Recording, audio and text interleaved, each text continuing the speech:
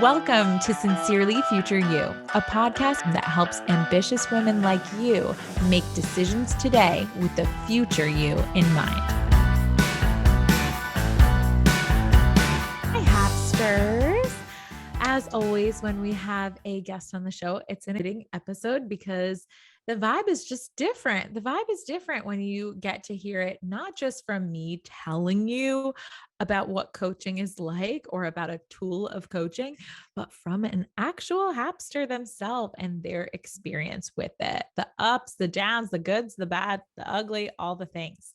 So before I introduce our guest for today, I just wanted to give you a little catch up as always. It is leading into Memorial Day weekend over here when I'm recording this. I know when you're listening, probably a little bit later in June, maybe the baby's even here. I love thinking about the future. But yeah, Mark just put up a movie projector screen in the backyard, and we're going to watch a movie as a family outside in our backyard for the first time. I'm just so pumped about the summer and the weather and the family time and like the good core memories that can only be created in a house, which I never thought I was going to have. It just wasn't a part of my original plan. And now I'm totally getting on board. So that's been really fun. And at the time that you're listening to this, likely happening sessions enrollment is closed, but we are gearing up. It is next week when we're recording this. And I was just thinking about how in order to get to this phase, I just had to be so willing to fail. I just had to be so willing to suck until I didn't suck. And I was in my own mastermind Facebook community, and one girl oversold her goal and enrolled 31 people. Her goal was 20. She had never gotten, the most she had ever enrolled in one launch was 15. And she's been doing this for like 8 launches. And she was like, I just wanted to put this out there for anyone who's in the thick of like their first or their second or their third or their fourth, or like as many launches as it takes, like just keep going. The process works. And the failure collection, she didn't use that term, right? That's how we talk about it here on the show. But the failure collection is just the process. And if you just keep going and keep believing and keep looking for ways to do it a little bit better every time, your success is inevitable. And it just felt so true for me, who's going into my second ever launch with very little evidence of what the future holds, other than this general understanding and universal belief that your success is inevitable when you never make failure a problem. You just make it a part of the process. So I wanted to share that with you guys. So with that, I will now introduce our guest today. We have on the show Melissa Miracolo. Melissa is a boudoir photographer and a Hapster herself. She and I have been working together for about 10 months now.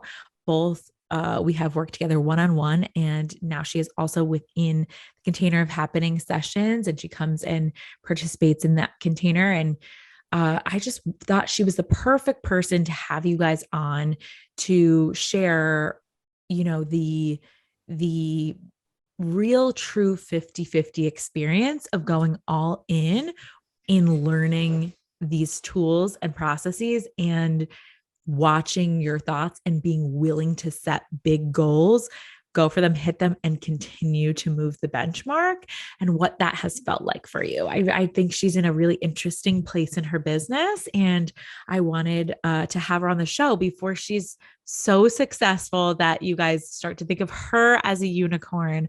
I wanted you to like be with her in the middle stages where she's like past the beginner stage, but she's working on some more advanced concepts to really just get to that like autopilot phase where she gets to decide, what do I want to do with my time now that I have all of this? So welcome, Melissa. Thank you. Thanks for having me. Exciting. So tell us a Yeah. little bit about kind of where you were in your business before before we met and before coaching, and what led you to seek out a coach and to come to the dark side, The light side. the light side? I was at the dark side. You pulled me to the light.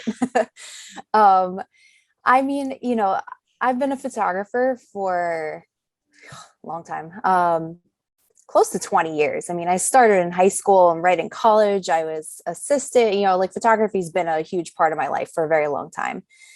But right before we started, I was full on in the wedding industry. I was miserable. I hated it, like hated it. And my body, showed physical signs of it. Things hurt that shouldn't have hurt, at my age. And I was like, I can't do this anymore. And I finally decided I was going to make, the steps that I needed to do was end the wedding career. I really was, starting to do boudoir. I've done it in the past, a bunch of times, but never full time. And I was like, I'm really going to commit to doing this full time. So I quit my job.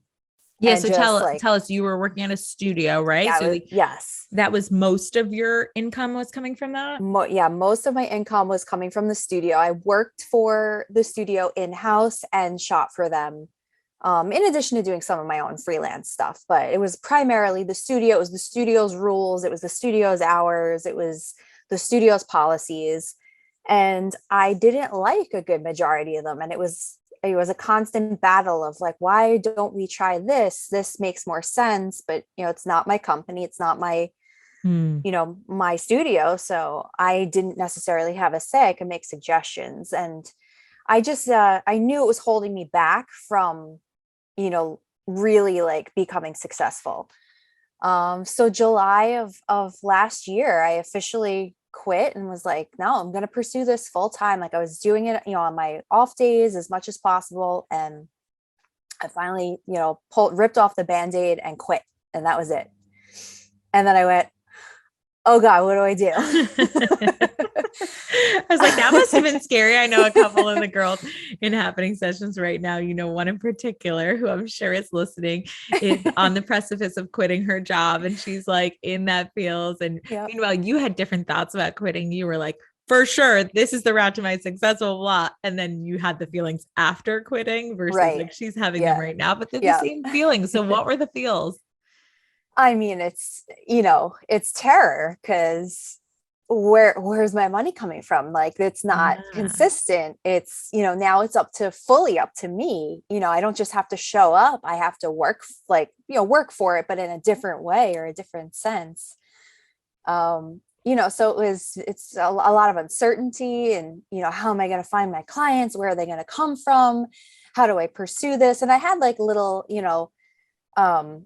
things that I was already working on to help with all of that. I had been working on my Instagram for over a year at that point, to get more followers and potential clients that way. I have a private Facebook group that I've been cultivating for over a year at that point as well. So they were those two small little pockets. Mm-hmm.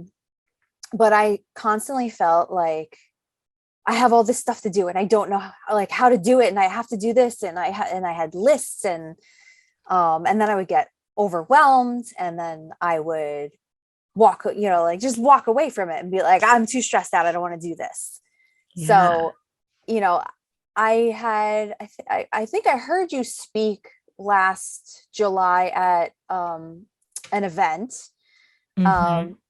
And I had seen you before at other events. I didn't really know who you were, but listening to you speak, I really resonated with a lot of what you're saying. And I forget exactly what the theme was, but I think it had to do with social media and not caring about the followers necessarily and how many followers and how many likes and all that. And that was the first thing where I was like, yeah, it really doesn't matter how many followers, how many likes, as long as I'm getting clients from it and clients that I want to work with. That's the whole point of me quitting the weddings, is because I want control of who I work with. Yeah. So it's so good because I loved that panel. It was hilarious because when the creator of the event reached out to me, she was like, I know you're going to think this is weird, but I would like to put you on a panel that's about social media. And it's comical because I think my following, even at this time, was 2000. And I think now maybe I have like 2,600. I don't even know.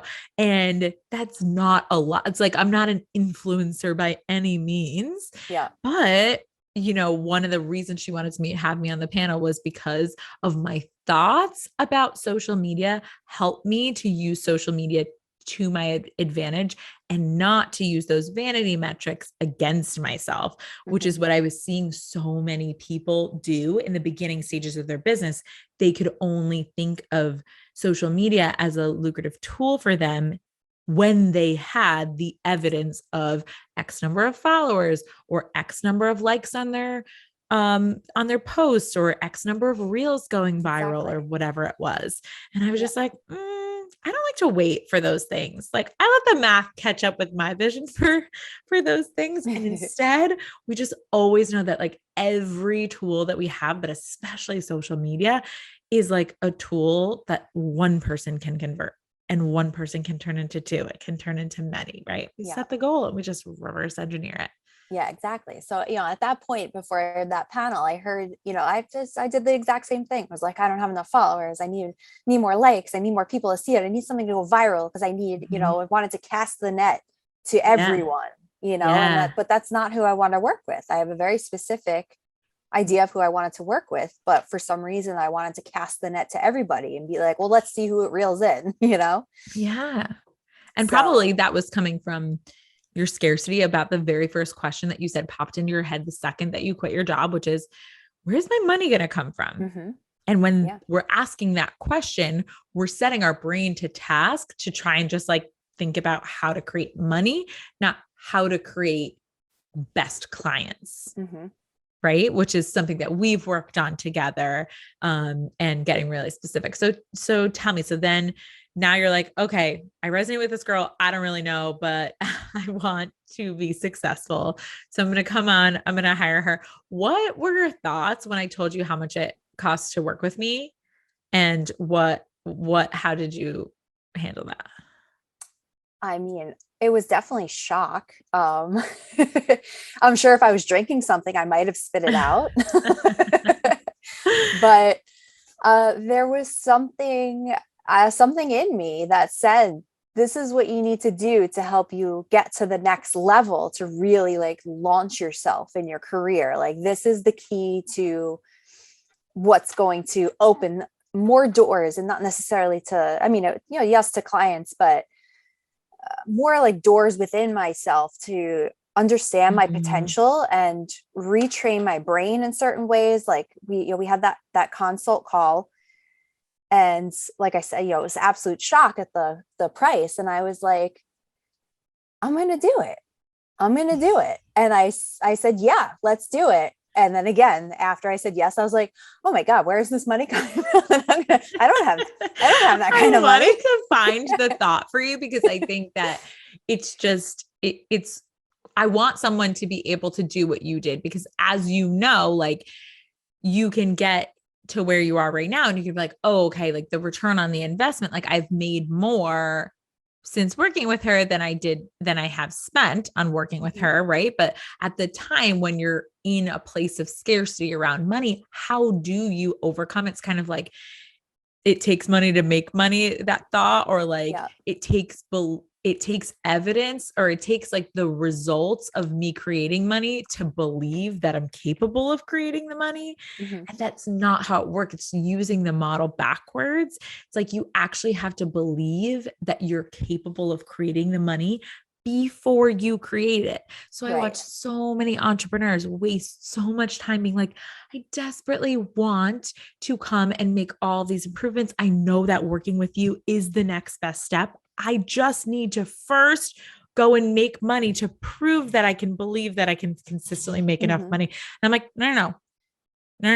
Like when you come into the room, I teach you how to deepen that belief. We talk about that, all your thought errors and how you do it. We teach you how to reverse engineer it, and then you just make the money. But it's like, I can't help you get into the room. Like I could do my best on a consult. That's it. So I was like, I always just love to ask that question and be like, you did such a masterful job of being like, I'm scared and I'm going to do it scared. Yeah. So like, yeah, what exactly. do you think that thought was that allowed you to feel the feeling of scarcity and scared and do it anyway? Well, I mean, I always did have this thought, and it was based on evidence that I had. Again, working in the wedding industry, there's seasons, and then there's Mm-hmm. downtime. And again, the studio that I worked for, we went on something called a winter schedule, Mm-hmm. where we would all drop days. So not only were we not shooting because there were no weddings during the winter, we would drop days during the week in the studio. So money decreased during a certain time of year Mm-hmm. significantly. And I, I always had this thought, or not always, but more recently had this thought, well, money just comes to me, because during those months, things would pop up, and all of Mm. a sudden there would be a newborn shoot. And oh, great, I'll do the newborn shoot. That's essentially what I would get from a wedding. So I would, newborn shoot would pop up. Oh, first birthday shoot would pop up. The same thing. All these little things would pop up. So I did always have that thought of money comes to me. So that is definitely something that helped me, get over that hurdle of what it costs to work with you. Um, because I was like, well, I don't have it. I don't know where it's going to come from, but it's going to come to me. I guess it's going to work out because money comes to me. Yeah. So Yeah. it Oh, was, so helpful and so simple, right? It's like, oh, she just had the thought in her thought bank, like money comes to me. So even though she was like, I don't know from where it's going to come. mhm, And I think I have some version of that thought also in my thought bank, because I've been yeah. in situations similar to you where I think mine is a little bit more attached to my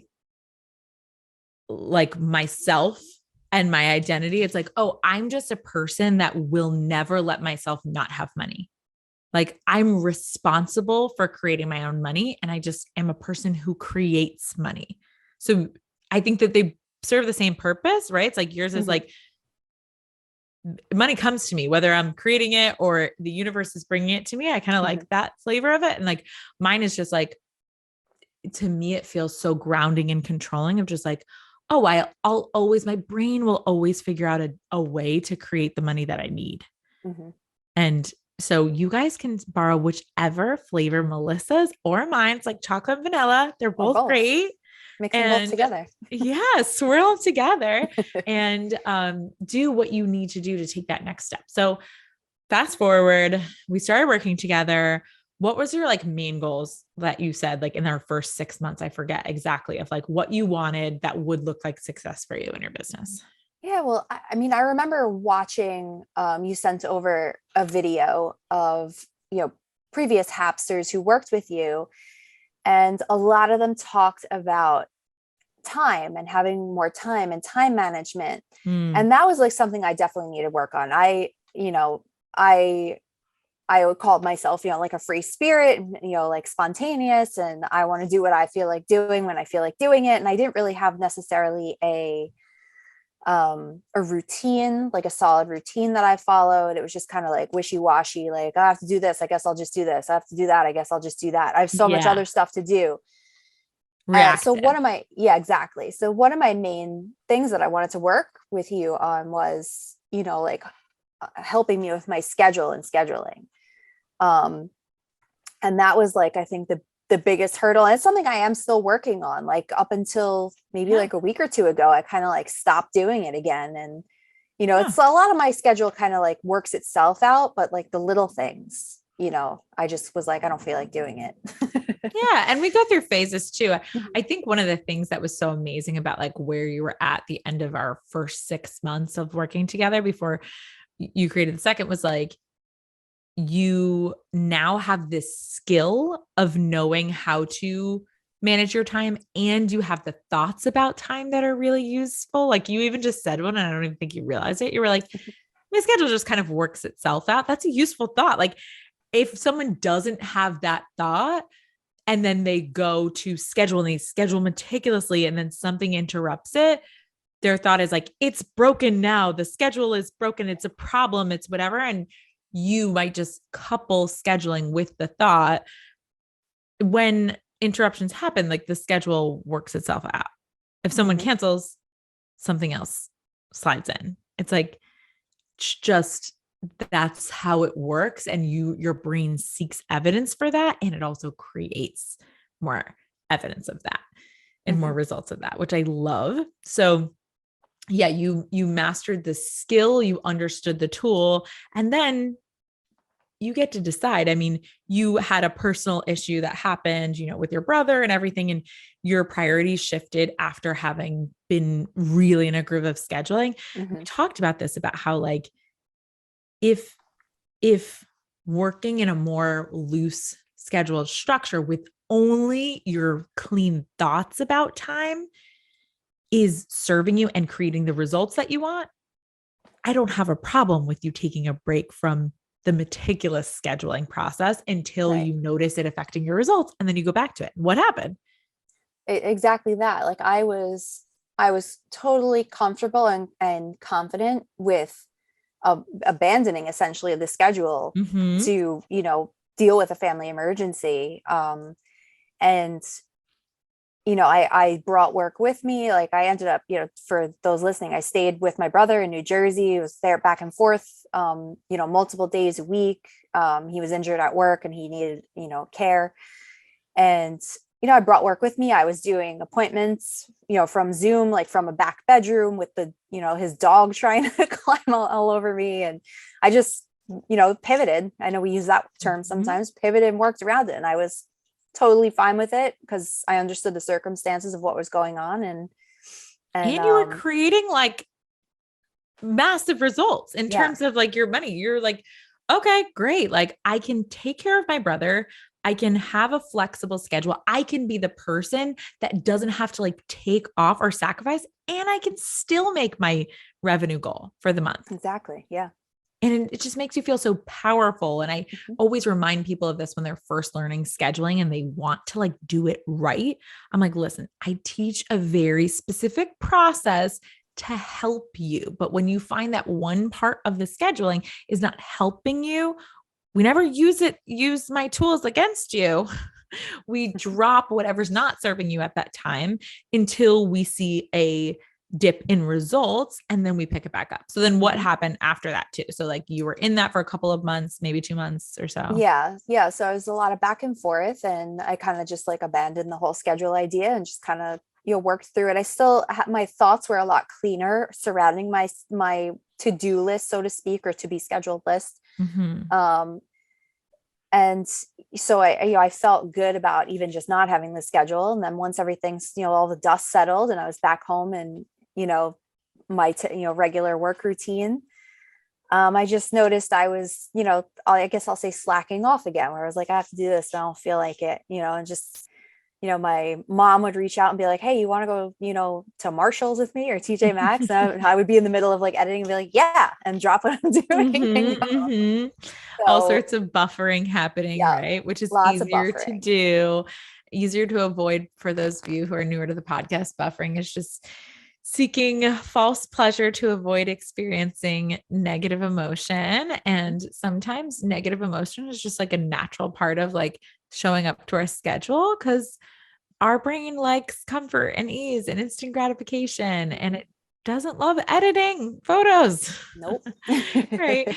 And so, yeah, that's fine. And so you started to notice though, too, like during that time, I think when you weren't scheduling, you shifted your focus to a different practice of that we teach in happening sessions, which is monthly revenue tracking. And you focused in on those 4 numbers, and you got really good at simplifying, like, here's the goal, here's what I've collected so far, here's what is predictable, and then feeling super abundant going into selling. And then your brain just did the rest of creating up until the goal. Yeah. That right there was a game changer. Doing my revenue tracking. And I'll do it like every couple of days. I'll look at it. Especially like getting to the end of the month. And I'm not even coming close to my goal this month, but I'm still okay because I'm looking ahead also to June, and I go, all right, it's fine. I'll make it up in June. And I'm going to have a higher goal probably in June. Yeah. But I think I remember you saying like you physically saw my shoulders like drop and like calm come over me once we looked at those numbers and realized, like, I was like, my goal's, I don't know, 10,000 for the month. And I was like, I'm not even close to that. And once we actually sat down and like calculated, I was like, oh, I'm like $500 away from my goal. Yeah, you were like at it. I was like, I'm pretty sure you hit your goal before we even started. And I was like, what's happening here? You told me you were nowhere near it.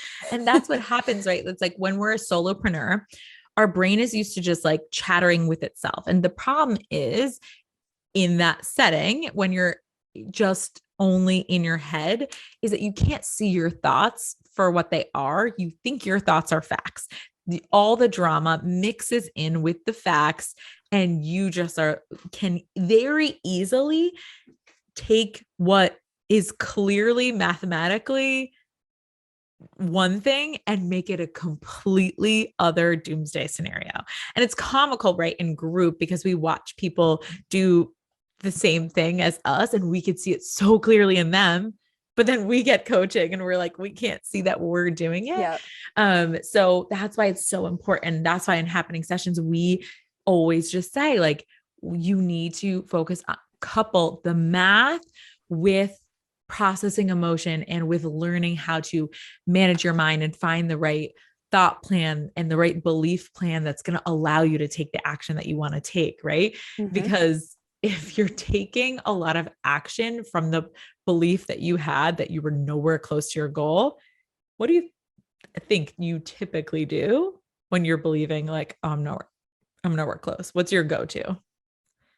I mean, obviously the feeling is, more like a panic. And then it's like, you come from a scarcity place again of like, I need to make more. I need to make more. And it's not really clean, and trying to find clients that are going to align with you. So yeah, you start breaking your policies. We've talked exactly about that breaking, a bit. yeah, breaking So policies, we haven't talked about policies on this episode, but yeah, like Melissa sets all sorts, she's built up all of these beautiful policies to allow for and make room for the business that she actually wants. And she's starting to find the best clients. But when the thoughts don't align and when we're thinking in drama, it's easy to not honor our policies, to make exceptions, and then to end up resenting our business and being like, oh, see, it's just people aren't interested. And it's like, well, no, you're not talking to the people that you want to come. You're trying to cast the net to everyone again from the place of scarcity. And it's like, what do you think if you're busy believing like,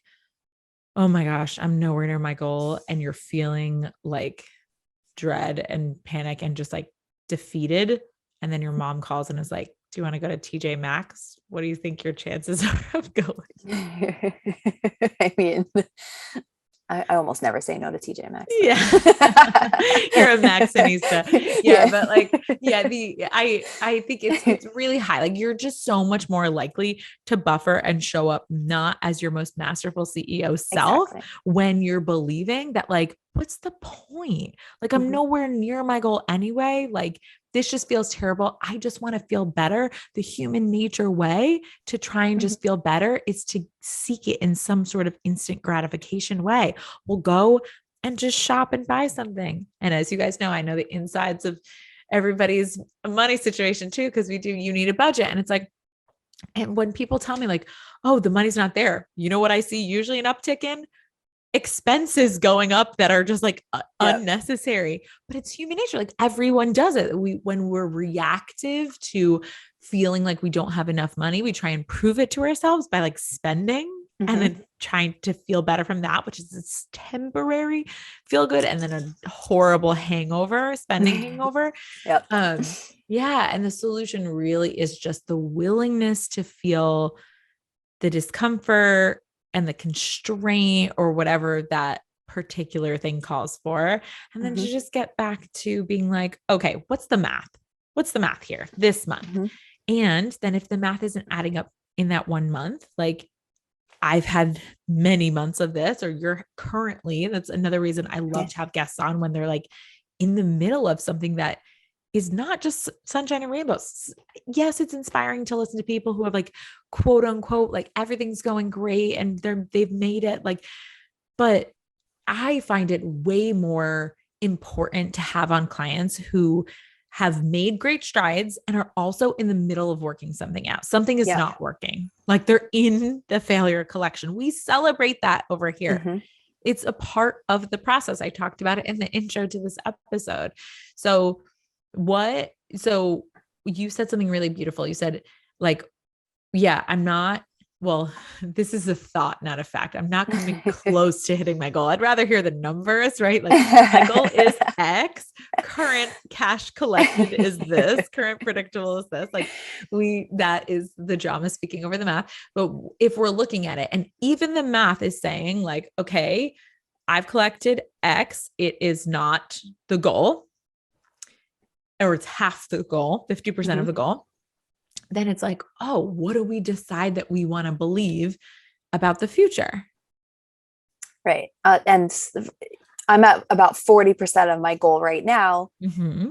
And we're coming into Memorial Day weekend, and my predicted income is zero. Literally, I just updated it yesterday. My predicted income is zero for the rest of this month.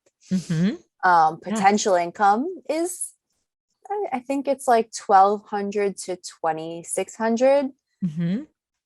but it's still not going to have me reach my goal. Mm-hmm. So, I guess there's a combination of I'm in the negative right now where I'm like, okay, I'm not reaching my goal. It's just, it's not going to happen this month. Even the potential, I have zero actual predictive, income coming in. The potential income, I would love if all of these people reached out to me by tomorrow before I go away. And there's potential for that to happen. But, I'm comfortable with the thought that it's probably not going to happen. And I'm just not going to reach my goal this month. So we'll do a little bit of coaching right here live, as well as like just giving the audience an understanding of what you're talking about when you're saying predictive versus potential. So within the revenue tracking, we talk about like all of the variables that contribute to you hitting your goal. So there's your cash collected, which is how much you already have towards your goal. There's your predictable income, which is anything that's like an invoice that's due, that has a due date within the month, or like people that have a subscription model or anything like that. Or like, monthly, like payment plans, anything like that. And then there's potential income, which is like conversational or verbal interest that could convert, or I'm going to a pop-up market and I could potentially sell X there, right? It's like potential income, but it's not necessarily wouldn't go in the predictable box, right? And then there is what we choose to believe at, like, and the level we choose to believe in our goal, regardless of what the math says. So this is the part that's like the most advanced part of revenue tracking. So it's like, I want you to look at all the numbers and then not make them mean anything about the potential for you to hit your goal. What I always say is we prepare for the worst case scenario, which is what Melissa's doing. Essentially, she's looking at all the numbers. She's saying, okay, worst case, I make 40% of my goal. That looks like X. This is what that would look like for me. But then we believe in the best case scenario of hitting the goal until the very last second. Because this is what that does. If you decide we're saying there's a certain amount of days left, but really or I'm away for the remainder of the month. And that's fine. And you have your own back on that and you love that decision. So you have one working day that you want to have.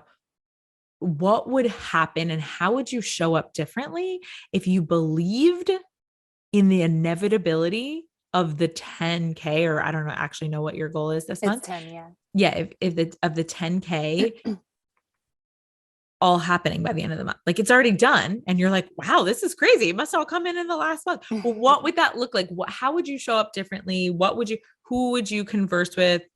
Or what would happen differently than the way that you're currently thinking about it?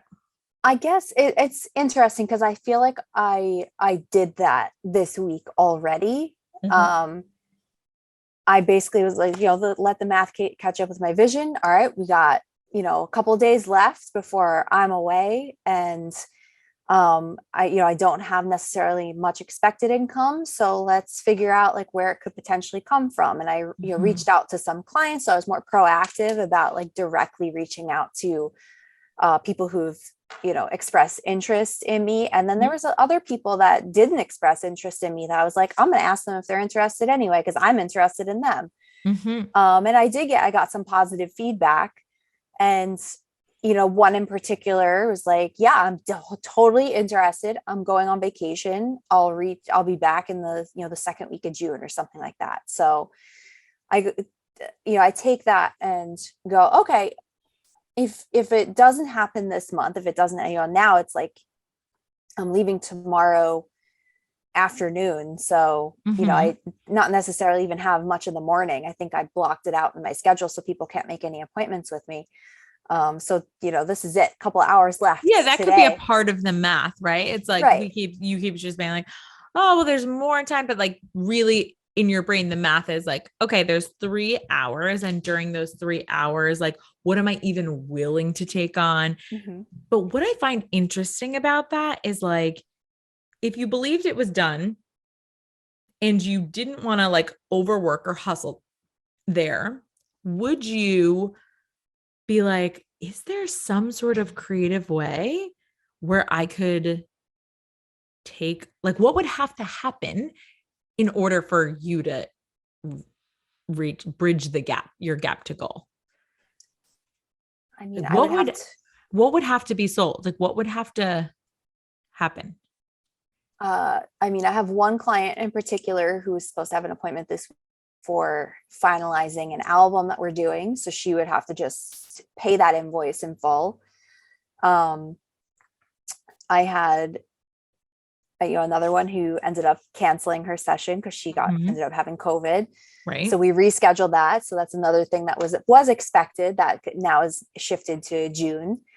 So even separate from that, it's like, what are other things like that would have to happen? What would change about the way that you accept deposits, or like even with those other people that you're reaching out with? Could you be like, yeah, perfect. And if you want to reserve that date right now, I'll just send you an invoice and this is what the deposit is.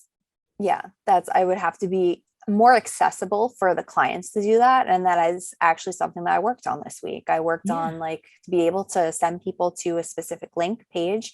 I typically like to talk to them first to explain the whole process, the whole experience. But I do have that available for the people who are like, I want a book. Yeah. And so even to tie it all together, it's like, that's what you would have to do. And what would you have to believe that would allow you to not talk to them and believe that this was the perfect thing for them and for you, for them to book? That they're just ready. Even if they're thinking about it, they're ready to book. Yeah. That they're ready. Yeah. So I can't even tell you how big of a shift that was for me in my own business. And I was like, oh, my clients are ready. Like, I just didn't even realize, like, I wasn't believing that my clients were ready, which is why I was like, I have to have consults because my clients don't believe in me or in the product or in themselves enough to book without me talking to them or convincing them. Right. And that's something I'm trying to step away from a little bit. Yeah. I have a whole consult call. I have like bullet points that I touch on during the call. And I love to do those calls. I love to like laugh a little bit with people, get a sense of them, but I shouldn't make them have to do that if they're ready to book. Right. Like I actually had a client that she was like, I want to book. How do I book? And I was like, well, you have to make a call and talk to me first. She's like, I'm talking to you now. Like, but I have like bullet points and like things that I want to touch upon.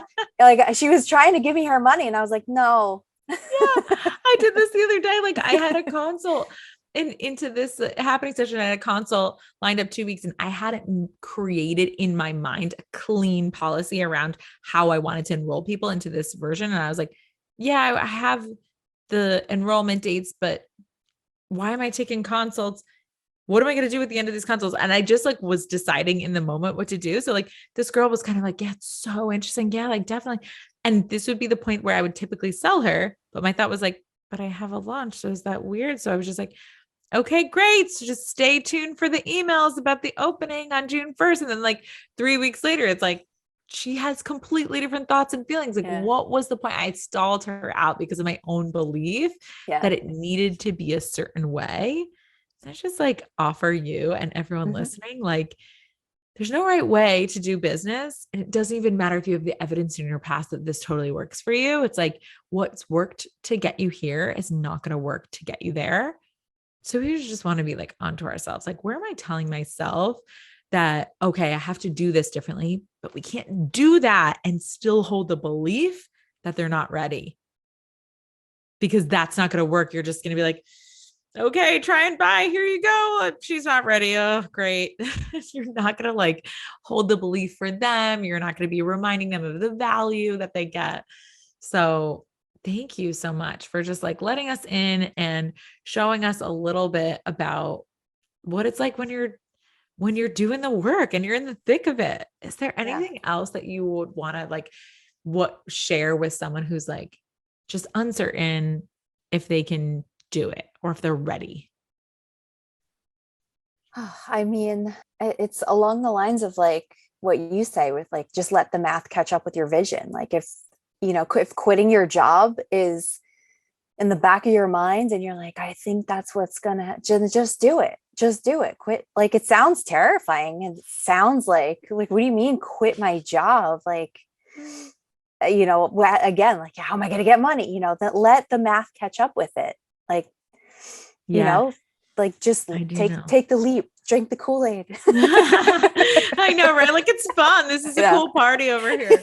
I know. And it's like the party where we're also people are getting results and they have lots of time and lots Yeah. of money and they're hitting their results. And we were joking around at the last event that I saw you at, or 2 events ago that I saw you at, where you were like in a scarcity emotional state in your body. And I was like, isn't it so funny? Because like you literally just had multiple months in a row where you exceeded your financial goal and are literally tracking better than anyone in the metrics tab. I will say, of all of my clients, like pretty straight on to exactly hitting your goal. And I'm like, I want her to fail more because like she's gonna start to get used to how good it feels to just be like right on. And then she's gonna make it a problem when she fails. And I'm like, it doesn't have to look like any one thing. You could just handle not hitting a month, but ultimately you're just going to get better and better at it. And then Yeah. you're still going to have an off month and then you're going to get better Yeah. at that. That's why it's happening this month.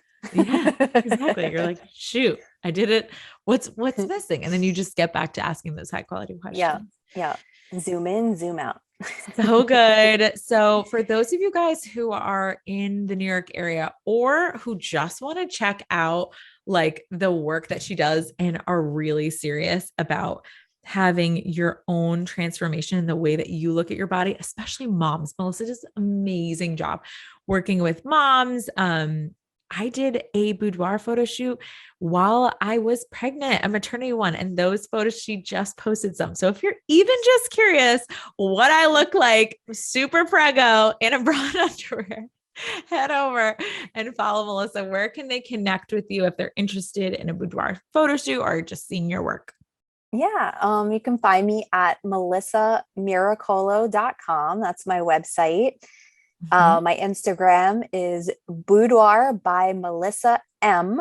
Got to add that M at the end because somebody else stole the Boudoir by Melissa. and, Is there an and then underscore? no underscore, just No Boudoir by underscore. Okay. Melissa M.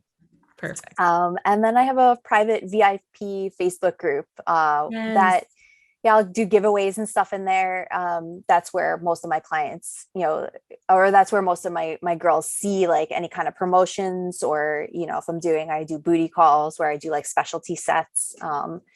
And that's where, I'll post about it first before it goes out to like Instagram and, Yeah. the So rest of good. us. And that group is really fun. She does a really good job of just like making it a fun place to be on the interwebs and Yeah. not like just like a sales page. Like Yeah. it's just a really fun place to be, really female empowering. Yeah. Good. Yeah. And all of that information will be in the show notes. If you're driving, don't worry. You can just click over there. Or if you follow me on Instagram, you can find her through me. She is always all up in our Instagrams. We are with each other. So thank you so much, Melissa, for coming on the show and for kind of like pulling back the curtain for us and sharing a little bit about your journey. I think this was so fun. I've done this with a couple of my clients where like they were on early on, and then I update people on where they're at later. And it's just mind blowing. I know I did it with Amanda Sinella, who had lost her job in COVID. I did it with Danielle, who was an engineer and then quit her job and now is the CEO of Good Intense and is going to be guest coaching a YNAB, a You Need a Budget like masterclass for the Hapsters in the summer. And I can't wait to do it for you.